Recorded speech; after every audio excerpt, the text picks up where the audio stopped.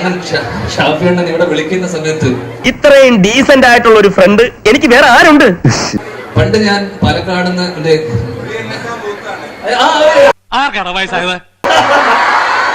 ആ കഥയാണ് ഞാൻ പറയാൻ പോകുന്നത്. ഞാൻ ജനിച്ച മുതല് ഞാൻ പാലക്കാട് നമ്മുടെ ചെന്നൈയിലൊക്കെ ബൈ റോഡ് വഴി പോകുന്ന സമയത്ത് പാലക്കാട് എത്തി കഴിയുമ്പോൾ വലിയ ഫ്ലക്സുകളൊക്കെ ഉണ്ടാവും, KSU യൂത്ത് കോൺഗ്രസിന്റെ ഒക്കെ. അപ്പൊ ഞാൻ അച്ഛനോട് ചോദിച്ചിട്ടുണ്ട്, എന്ന് ഞാൻ ചെറുപ്പമാണ്, 4ാം ക്ലാസ്സിലോ 3ാം ക്ലാസ്സിലോ പഠിക്കും, ആരാണ് അച്ഛാ ഇത്?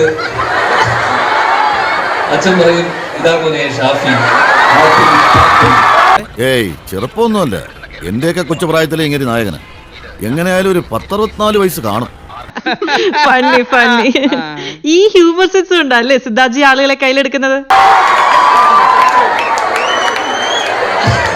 പ്രസംഗത്തിനിടയ്ക്ക് ഒരു സെക്കൻഡ് എനിക്ക് തരുമോ? പിന്നെന്താ ഒരു ഗ്യാപ്പിൽ സംസാരിച്ചോ? ഞാൻ ജനിച്ചിട്ടില്ല.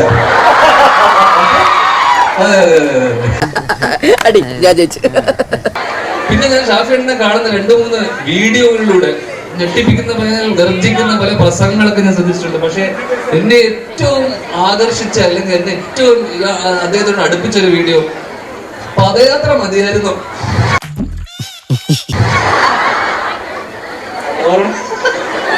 അറിയില്ലല്ലേ?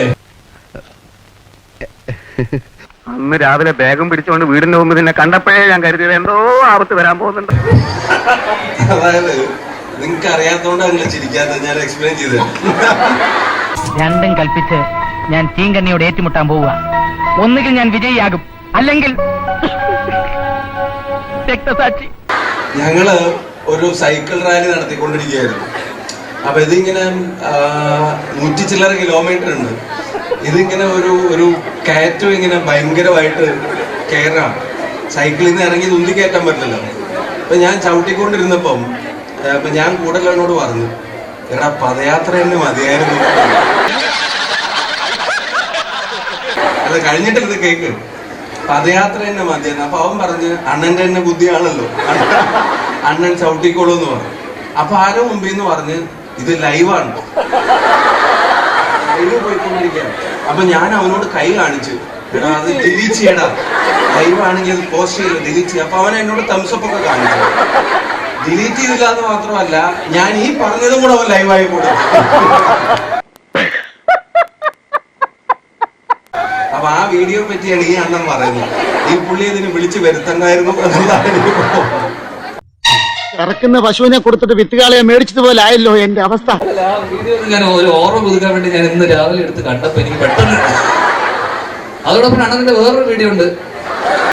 പ്ലീസ് വിഷ്ണു നാണം കെടുത്തരുത്. പക്ഷെ അത് ഈ പറഞ്ഞ പോലെ ഇങ്ങനത്തെ ഒരു സാധനമല്ല. എന്നെ ആർക്കോ തല്ലണം എന്ന് പറഞ്ഞോടാ, അവനെ കൊണ്ട് വിളിക്കുക. അത് കണ്ടിരുന്നില്ലല്ലേ? പോലീസ് സ്റ്റേഷനിൽ വെച്ച് മാസ് കണ്ടില്ല? പുറമെ കീരിയും പാമ്പും പോലാണെങ്കിലും സത്യം പറ, നിങ്ങൾ തമ്മിൽ ഉള്ളിന്റെ ഉള്ളിൽ വല്ലാത്തൊരു ബന്ധമില്ലേ? അത് ശരിയാ സദാശിവ. അണ്ണൻ വിളിച്ചതുകൊണ്ടാണ് ഇങ്ങോട്ട് വന്നത്, വിളിച്ചോണ്ട് മാത്രം. ചുരുക്കി പറഞ്ഞാൽ സമാസമം. അതേന്ന് ഞാൻ തോക്കണത് കുഞ്ഞേട്ടനും ഇവൻ തോക്കണത് എനിക്കും.